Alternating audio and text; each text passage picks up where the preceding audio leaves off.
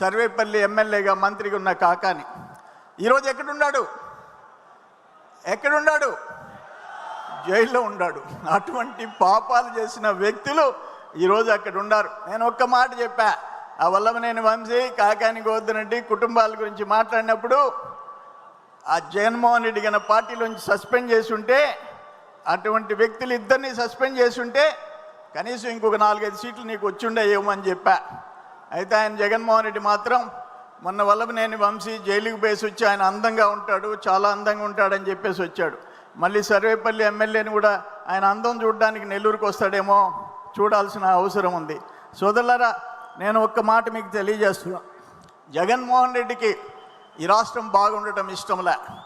ఆయన ఒక మాట చెప్పాడు మొన్న, దురదృష్టం, అమరావతి రాజధానికి 500 ఎకరాలు చాలదా అన్నాడు. ఆంధ్రప్రదేశ్కి 5 కోట్ల మందికి 5 ఎకరాలు చాలదా అన్నాడు.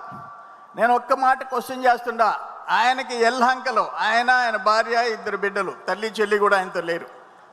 ఎల్హంకలో 29 ఎకరాలు, పులివెందల్లో 5 ఎకరాలు ఆయన ఇంటికి, ఇడుపులపాయలో 5 ఎకరాలు, లోటస్ పాండ్లో 1 ఎకరా, తాడేపల్లిలో 2 ఎకరాలు, నలుగురికి 42 ఎకరాలు.